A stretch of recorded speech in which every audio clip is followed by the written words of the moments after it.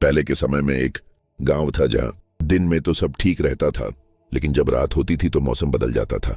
लोग दरवाजे बंद करके छिप जाते थे।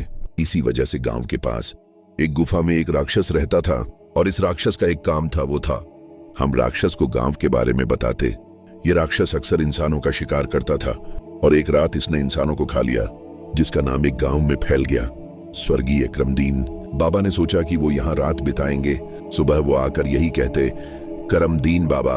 रात बिताने के लिए उन्होंने एक घर का दरवाजा खटखटाया। इस घर में एक पति पत्नी रहते थे। आदमी का नाम अब्दुल्ला था और औरत का नाम मिसियो था। और जब बाबा ने दरवाजा खटखटाया तो पति पत्नी दोनों बहुत डर गए। लेकिन ये आदमी दरवाजे की घंटी क्यों बजा रहा था? ये तो वही आदमी था, हसीना। कोई और कहता है, कल मैं घर आऊंगा। अस्सलामु अलैकुम। वा अलैकुम अस्सलामु।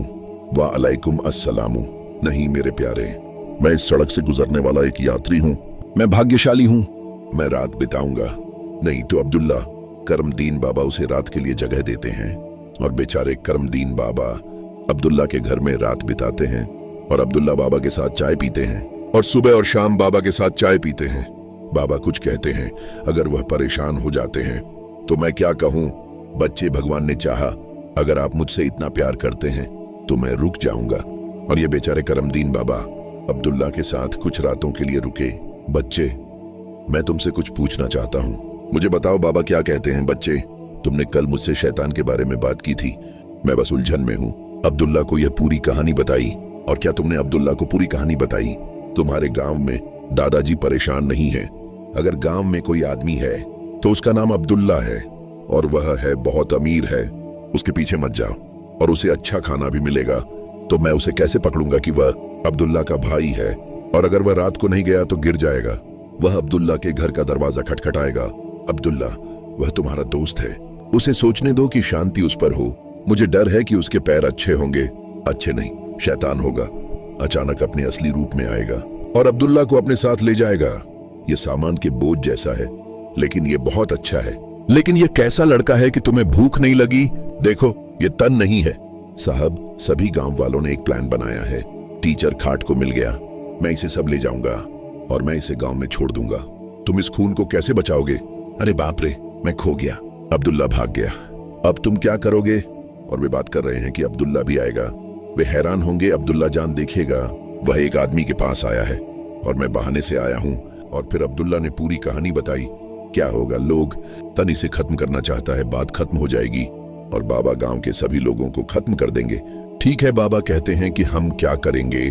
देखो बेटा, ये बात हमेशा के लिए खत्म हो जाएगी और अगर इसे खत्म करने का कोई तरीका है और शैतान को खत्म करने का, मेरे पास ये कपड़ा है। ये एक बहुत ही खास कपड़ा है। जब सभी गांव वाले इस कपड़े को देखेंगे तो वे हैरान हो जाएंगे। अरे बाबा, ये कैसा कपड़ा है और ये कैसे खत्म होगा? देखो, यह एक आम आदमी है, यह कपड़ा नहीं है।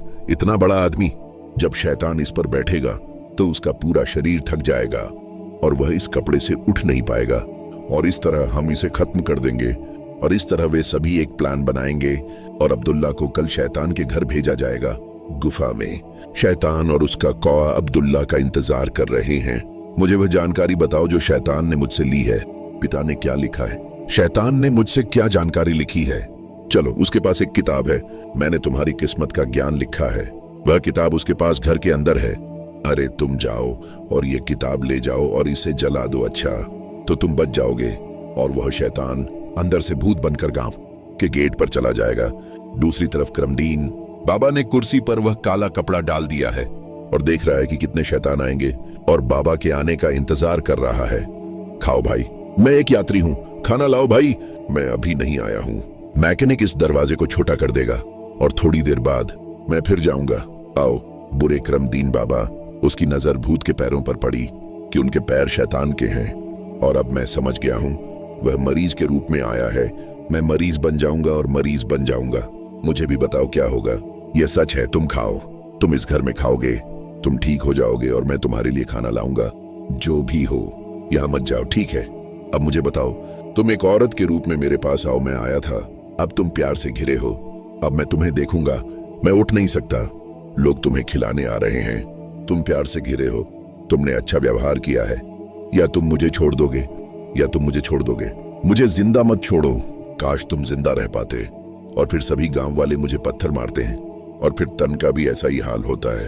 अरे घोड़े की तरह, अगर तन मुझे मार भी दे तो मुझे कोई फर्क नहीं पड़ता।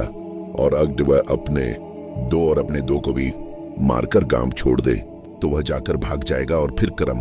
दीन बाबा ने सभी गांव वालों को धन्यवाद दिया और बाबा को खुशी खुशी गांव से विदा किया। और फिर सभी गांव वाले बिना किसी चिंता के खुशी खुशी रह रहे थे।